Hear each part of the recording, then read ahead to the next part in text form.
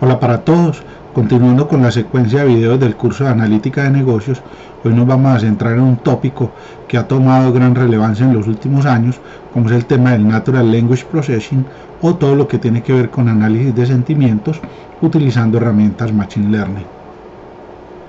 Recordemos entonces que el procesamiento del lenguaje natural es una rama de la inteligencia artificial que se dedica a la detección de patrones, específicamente en la comprensión del lenguaje humano. Particularmente, cuando estamos hablando de redes sociales, ese lenguaje humano se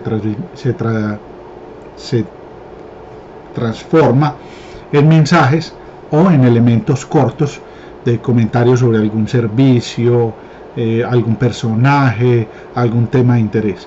Es importante tener en cuenta que el NLP permite el análisis y la interpretación de datos textuales provenientes de las redes sociales.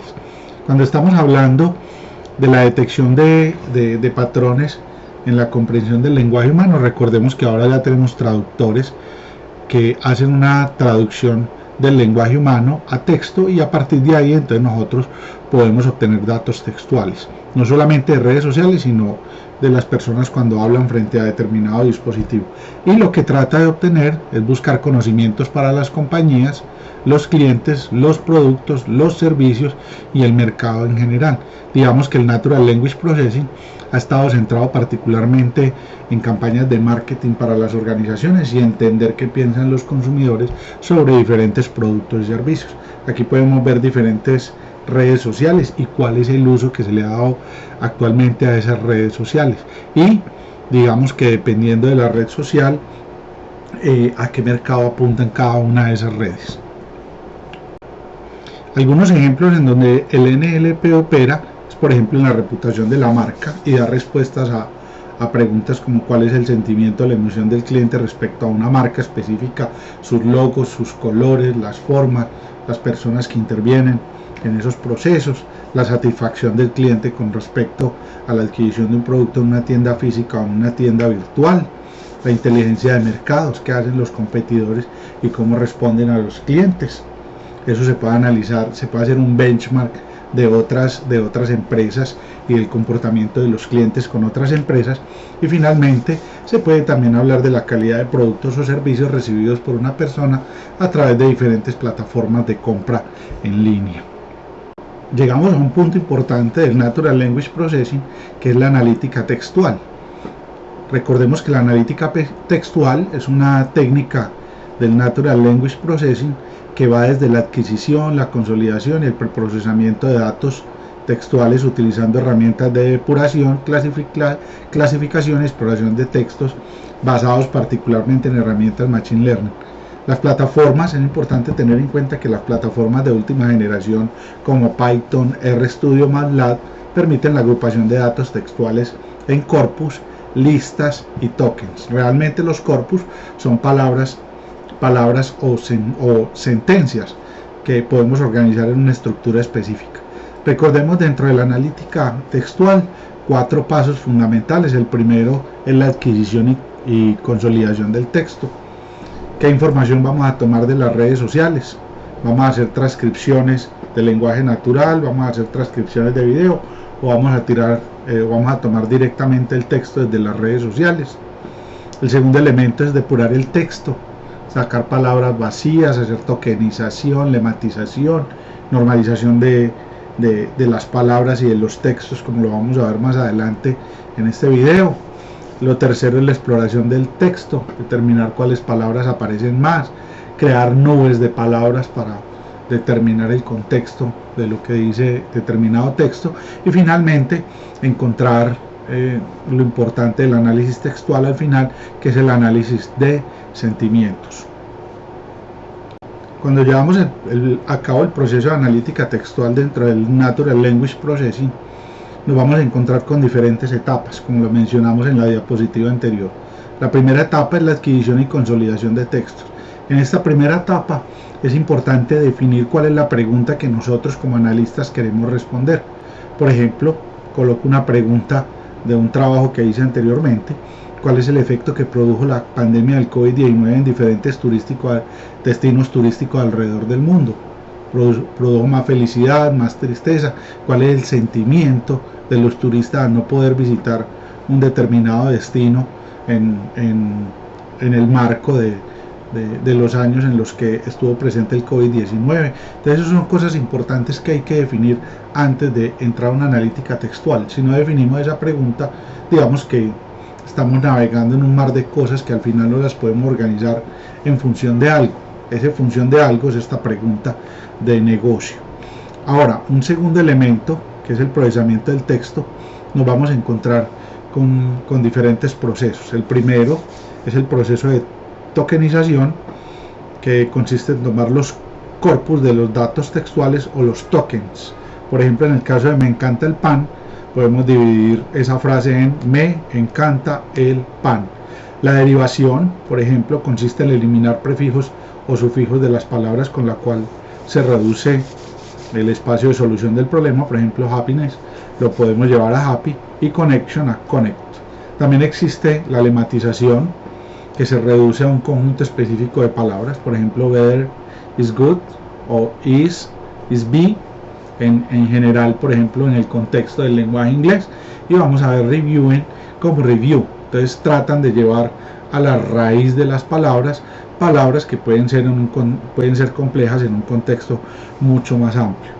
Es importante tener en cuenta que muchos de estos procesos de analítica textual son mucho más completos en el idioma inglés, por eso voy a ir mezclando el español con el inglés como para tener una perspectiva más completa de la analítica textual. Es importante también tener en cuenta dentro de la analítica textual y en esta etapa número 2, la eliminación de palabras vacías. Aquí nos encontramos las palabras que no son informativas, los artículos, las conjunciones, los símbolos raros como el arroba, las puntuaciones, el coma, el punto. En fin, hay muchas cosas que no aportan nada a la analítica textual. Si nosotros ya quisiéramos hablar de subjetividad o la intención del hablante, pues ya tendríamos que hacer un análisis de puntuación para saber qué es lo que quiere decir, por ejemplo, un hablante, o utilizar los signos de admiración como para poner relevancia en una determinada frase que se menciona en una red social. También hablamos de los enegramas o las sentencias o las frases simples, que nos permite separar el texto en secuencias simultáneas o continuas de n elementos. Generalmente ya las herramientas de Natural Language Processing nos permiten a nosotros separar por frases simples un texto mucho más complejo o un texto extenso. Por ejemplo, el representante del servicio al cliente fue excepcional. Ya esos sistemas no se identifican esas frases completas. Ya otra cosa es identificar la polaridad o el sentimiento que produce cada palabra en el contexto de una frase completa. Cuando hablamos de la analítica textual, nos encontramos con la tercera etapa, que es el tema de análisis de sentimientos. En el contexto del análisis de sentimientos nos vamos a encontrar con un concepto fundamental, que son los diccionarios. Generalmente los diccionarios son archivos de textos que poseen una serie de palabras en donde se define la polaridad de una palabra o el sentimiento que produce la palabra. Generalmente la polaridad de una palabra está definida en un intervalo entre -1 y 1, donde -1 indica la polaridad más negativa, mientras que el valor 1 indica la polaridad más positiva. Generalmente aparece un concepto de compound cuando yo quiero analizar una frase o un determinado texto. Ahí es donde entra importante las nubes de palabras o la frecuencia con la cual aparece una palabra.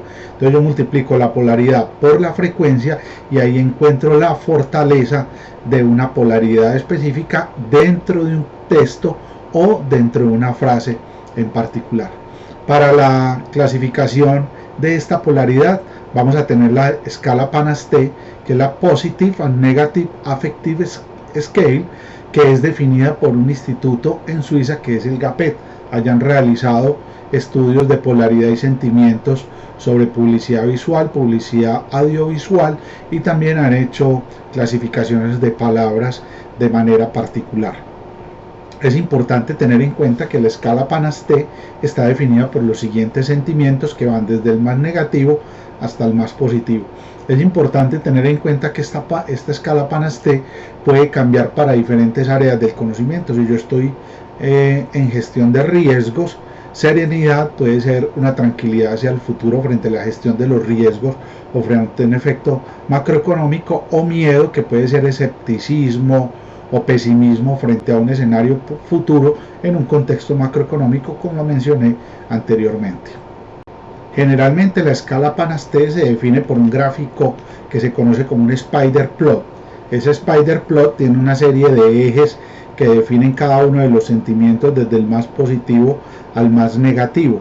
Aquí podemos ver, por ejemplo, dentro de ese gráfico de araña, que cada uno de los ejes, por ejemplo aquí en el miedo, hay una escala de valores que va entre 0 y 14, siendo 14 el valor más fuerte en términos de miedo. Por ejemplo, si vemos esta curvita, esta curva azul hace más digamos, como que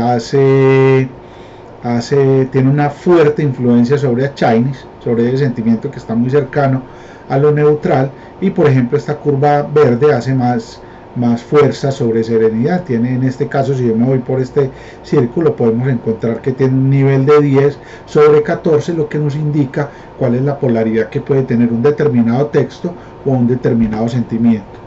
Dentro de esta escala o este gráfico spider plot es importante reconocer la parte negativa, que va desde la serenidad hasta lo neutral, y la parte positiva, que va desde lo neutral hasta serenidad.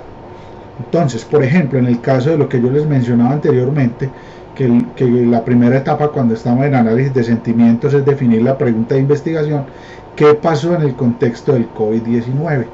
Si nosotros vemos antes y después del COVID-19, miremos que los comentarios de las personas se ubicaron generalmente hacia la zona positiva, donde están las curvitas gris y azul. La curva azul es antes del COVID-19 y la curva gris después del post-COVID-19, que es un escenario donde recogimos los comentarios de las personas de Twitter frente a la percepción de diferentes destinos y servicios turísticos. Y miremos que hay una parte negativa. Cuando estuvimos durante el COVID-19, la gente sintió mucho miedo o tristeza de no poder visitar un destino turístico que comúnmente visitaba cada año, y eso tuvo un impacto negativo sobre los comentarios de las personas. Luego del post-COVID-19, esos comentarios se volvieron a reubicar en la zona positiva, y aquí podemos responder a la pregunta: ¿qué pasó con el COVID-19? Entonces podemos decir que antes los comentarios eran muy buenos, durante el COVID-19 se tradujeron en tristeza, y luego se reubicaron para la etapa post-COVID, para un destino turístico como Colombia, en esa etapa del post-COVID, cuando la gente pudo volver a viajar, pudo volver a visitar esos destinos turísticos. Entonces la gente tuvo luego una percepción de optimismo frente a desarrollar su vida normal, específicamente cuando se habla de turismo. Este primer video, dentro del contexto del análisis de sentimientos, tenía como objeto fundamental establecer como los principios básicos de la analítica textual y en general del análisis de sentimientos, y tener en cuenta cuáles son las herramientas para el análisis de sentimientos y la graficación de cada uno de los sentimientos en el análisis de texto. Agradezco de antemano la participación en este video, y en un próximo video nos centraremos particularmente ya en el proceso operativo del análisis de sentimientos en una plataforma como Google Colab. Muchas gracias nuevamente y hasta un próximo video.